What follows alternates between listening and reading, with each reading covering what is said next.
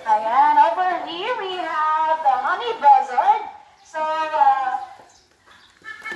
through its name, sila po ay kumakain ng mga honey, wasap honey. Sila naman po ay ang mga Philippine Serpent Eagle.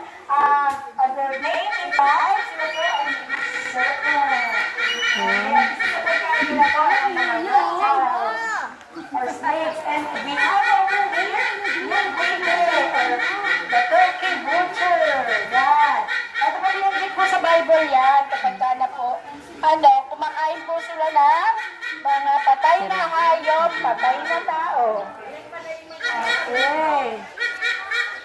So that is what you call the white-tailed sea eagle or the agilang dagat. Dagat. Baka po may iwan kayo, sunit-sunitan po kayo. Okay, agilang dagat po.